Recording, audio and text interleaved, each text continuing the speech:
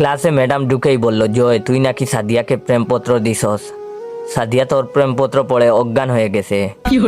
ম্যাডামের কথা শুনে আমার কলিজা শুকিয়ে গেল। সাদিয়া ম্যাডামের একমাত্র মেয়ে, ডাইনি মায়ের একমাত্র আদরের সন্তান। ম্যাডাম আবার বলল, কিরে তুই উত্তর দিচ্ছিস না কেন? ভয়ে আমার পায়ে কাঁপাকাঁপি শুরু হয়ে গেল, যে কোনো সময় প্যান্ট নষ্ট করে ফেলার মতন। জীবনে কখনো ম্যাডামের ক্লাসে পড়া দিয়েছি বলে মনে পড়ে না। ম্যাডাম এমনিতেই আমাকে দেখতে পারে না, তার উপর তার মেয়েকে প্রেমপত্র দিয়েছি, সেটা পড়ে বেচারি অজ্ঞান। ম্যাডাম আমার অবস্থা আজ কি করবে সেটা বুঝার বাকি রইল না। মনে মনে বিপদের দোয়া পড়ছি আর নিজের বুকে ফু দিচ্ছি, আল্লাহ এবারের মতন আমাকে বাঁচাও।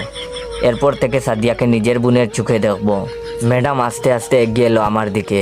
ক্লাসের সবাই সার্কাস দেখার অপেক্ষায় আমার দিকে তাকিয়ে আছে। ম্যাডাম আমার কাছে এসে চিঠিটা আমার হাতে দিয়ে বলল, পড়ে শোনা। ম্যাডামের কথা শুনে এবার গলা পর্যন্ত শুকিয়ে কাঠ। আমি লজ্জায় নিচের দিকে তাকিয়ে আছি। ম্যাডাম তার ডাইনি কণ্ঠে চিৎকার করে উঠে বলল, এক্ষণ পড়ে শোনা বলছি। আমি চিঠি হাতে নিয়ে পড়া শুরু করলাম। কলিজার সাদিয়া, কেমন আছো তুমি? জানি তুমি ভালো নেই। তোমার ডাইনি মায়ের 45 মিনিটের ক্লাস আমাদের যে অবস্থা করে, আল্লাহ জানে সারাদিন তোমার ওপর ওই ডাইনিটা কতটা নির্যাতন চালায়।